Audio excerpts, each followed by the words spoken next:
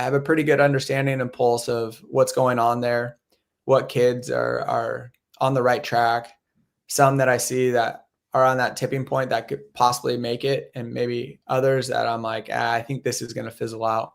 So I understand that. But at the same time, with my own son, I don't really push that. If that's his dream, that's great. And I don't want him to fall into the trap that he needs to do it because that's what dad did. No, dude, that's, again, highly respectable to have that kind of outlook, because you do see a lot of, every time I go to the races, at least the local races, or an amateur national or something, you can always pick out some of those moto dads where it's just like, are you guys even having fun? Yeah. There's nothing about this seems fun. The whole family's kind of like scattered. The dad and the son are kind of just sitting there yelling at each other. And so, it's good to see guys like you. And honestly, I was a little skeptical with Brian and Hayden for a while. But Yeah. then after going to the races and see how they react together, I'm like, okay, they're doing it differently. And maybe I find it weird because it's rare to see it differently, because Yeah. it seems a lot of the people that I've talked to, once they turn pro, it's almost like the factories disconnect them Yeah. to their dad and their family, and then the dad is kind of like just left out going, hey, I helped this kid for the last 15 years or so, and then he's kind of separated. It just seems like this ripped band-aid, not the best deal, but it's rare. And Yeah. so, Andrew, if you and Hudson are doing that, like, fuck, man, it's something that I can look up to, and say, hey, I wanna do it like that. Yeah. Well, I'm the opposite, right? With my daughter. So I'm not very good at softball and female sports. It's a lot different dynamic, what that looks like. And even if I say something, it's maybe not the appropriate thing to do. And I'm just her sense of comfort, right? And support her that way. So this is hard for me, right? And I'm far from the perfect parent. My relationship with my dad with that transition to pro, what you're talking about, was really wasn't good. And I love my dad and I love my parents, and I wouldn't be to where I am without them, right? And I owe them a lot because they were all in and helped me. They sacrificed a lot, So I try to do the same with my son. I try to do it in a loving way. It looks a lot different than my relationship when I was a kid with my parents, and everything is unique. Like your relationship with your kids is going to be different. Deegan's, to me, it's crazy. I don't understand how, quote unquote, the rich kid has so much dog in him. Like, this is what blows me away from the psychology aspect. Like, where's the motivation there? Where does he get that grit at the end of the race? It's like most rich kids are soft, spoiled, don't have that fight in them. Normally it's the kid that didn't have anything. Those are the ones that are like crawling, scratch, doing everything. They're passing people at the end. They have that dog in them, right? So this is what's so, as you said, weird earlier, that dynamic. Like, you've observed it. I haven't observed it. I only observe it from the outside watching him. And this is what's so mystifying to me. Like, I don't understand why he has so much fire in his belly. I'm talking about danger, like Hayden, like, Yeah. I don't understand why he has so much fire in his belly, and like he just crushes people. So I don't know how Brian like enabled that, or I don't understand how that Instilled was it, instilled in him. something. Yeah. Yeah, it's Dude, weird to me. you are It's cool to so watch. right. Because I won't drop names.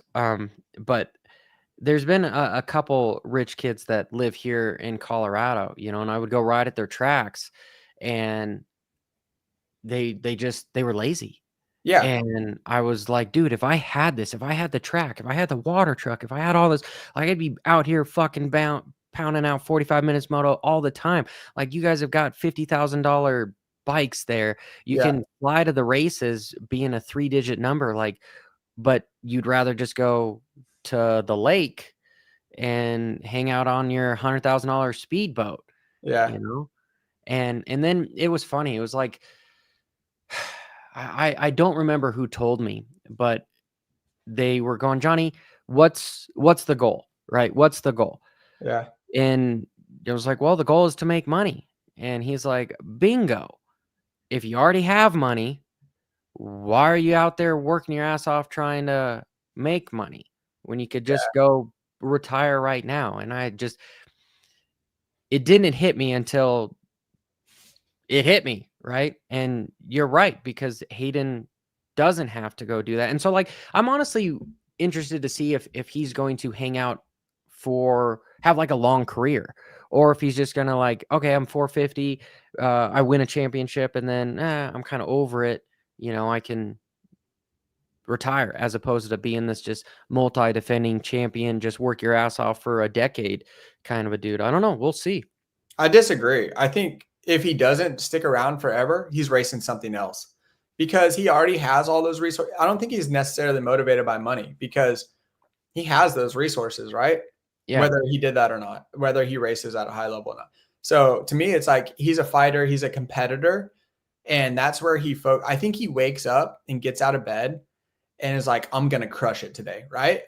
And if he's not doing that, whether it's in the 450 class, like the only reason I think he stops early is because he runs out of things to crush. Does that make sense? Like he's just dominating the 450 class or like that. As long as Yeah. he has a challenge, he's going to keep digging. And then when he's done racing, this is when it's going to be a problem, right? Because he's going to want to crush something. This is how I see it. So what's next for him at that point? And so the next few years on a 450, I think you're going to see him all in. He's going to want to fight. He's going to want to like conquer it, right? He's conquered everything so far.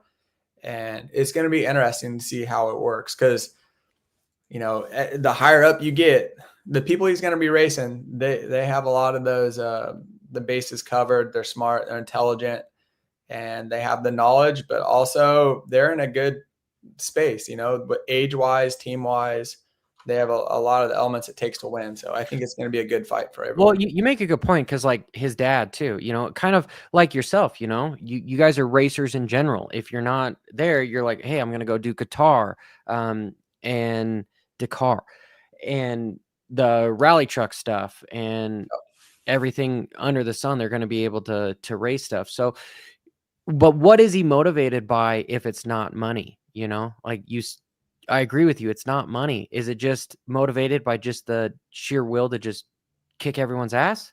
Yeah, I think so. I Or think it's competing, right? yeah. I think that's what drives him. Because I And think him and his little brother, same way, same resources. Maybe the time wasn't dedicated to his little brother as much because they were so focused on his sister and Hayden. This is from the outside. I have no idea. I shouldn't speak on their behalf. But it's interesting for me to observe and understand how that dynamic worked. But he obviously isn't a racer, the youngest one. He's into something else. And I that's where I really think Hayden, this is what's so interesting to me because he is such a savage and such a competitor. What makes him tick and separates him from the best. It's cool to watch. So I think it truly is something in him where he wants to compete and he wants to crush people. And I think it's been that way since he was a young kid because he's always been at the top and he has that chip on him. I'm not sure if Brian instilled that value in him early on and something clicked there, or if he was just born that way. Who knows? yeah, I mean, it was something because I get a lot of shit for saying this, but I don't consider him the most talented guy out there. But I do consider him the most just dog out there, to where he'll just grit it out and make it happen, Yeah. right? And like that's almost as important as somebody that's talented, because talent can only get you so far. You got to have kind of the whole equation of working hard. But what's your definition of talent? Fuck, dude, that's a Oh, and dirt bikes. Explain to me your definition of talent on dirt bikes.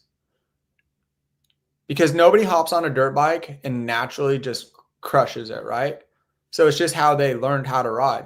And you learn differently than me. Like some kids learn in a field, some kids learn with their brother and they're just messing around. And then they see him at a race, like, oh, he's never raced. But yeah, he's been exposed to something.